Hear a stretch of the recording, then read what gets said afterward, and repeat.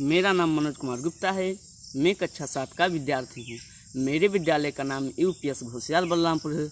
दोस्तों, आज मैं चोरी चोरा कांड पर एक निबंध सुनाने जा रहा हूँ। चोरी चोरा कांड आज़ादी के आंदोलन का एक गुमनाम पन्ना है। इसे आज़ादी के पन्नों में कोई जगह नहीं दी गई है। इसे आज़ादी के पन्नों में कोई जगह नहीं दी गई है।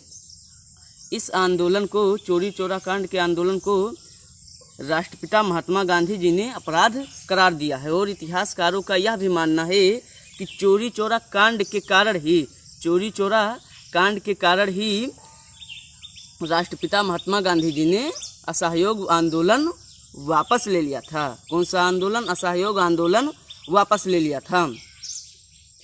असहयोग आंदोलन वापस ले लिया था। चोरी चोरा कांड में शामिल राजपूतों ने ब्रिटिश शासन की हुकूमत को हिलाकर रख दिया था। तारीख 4 फरवरी 1922 उत्तर प्रदेश के जिले गोरखपुर के गांव चोरी चोरा कांड में 21 लोगों को फांसी की सज़ा सुनाई गई। 21 लोगों को फांसी की सज़ा सुनाई गई। जो चोरी चोरा जो गांव है गोरखपुर जिले के उत्तर प्रदेश में जो चोरी चोरा गांव है, यह ब्रिटिश शासन में कपड़े और कई वस्तुओं की मंडियां हुआ करती थी। यह ब्रिटिशों के शासन में कपड़े और कई वस्तुओं की मंडियां हुआ करती थी। गांधी जी ने इसी समय असहयोग आंदोलन की शुरुआत की, जिसका उद्देश्य था ब्रिटिश शासन के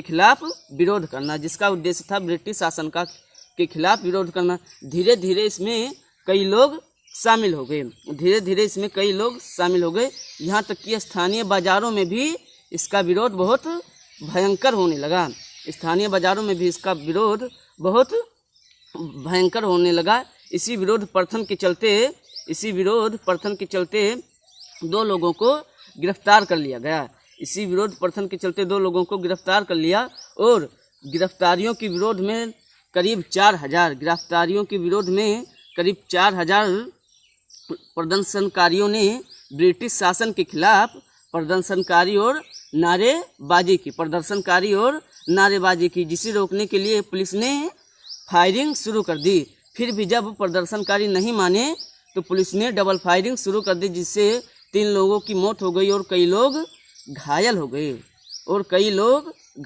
गए। इसी दौरान पुलिस वालों की गोलियां खत्म हो गई और प्रदर्शनकारियों को उब्र होता देखकर वे थाने में जाकर छिप गए।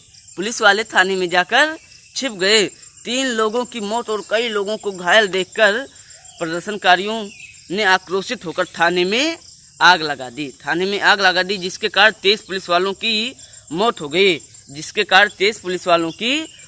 जिसमें तत्कालीन दरोगा और गुप्तेश्वर सिंह भी शामिल थे।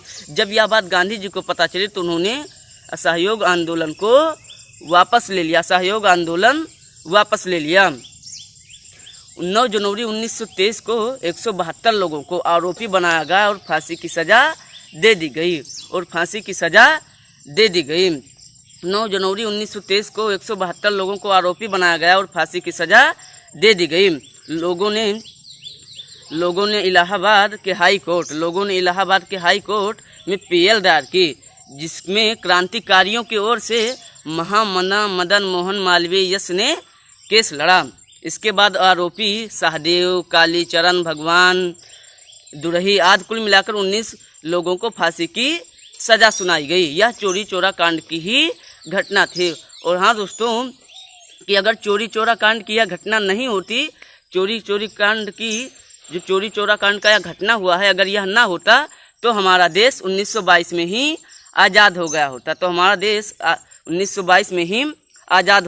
और इतिहासकारों का यह भी मानना है कि अगर गुप्तेश्वर सिंह ने 1 फरवरी को भगवान अय्यर पर गोली ना चलाई होती तो आज यह चोरी चोरा कांड का घटना ना होता और 23 पुलिस वालों की हत्या भी नहीं होती, और जिसके कारण गुप्तेश्वर सिंह भी आज जीवित रहते। धन्यवाद।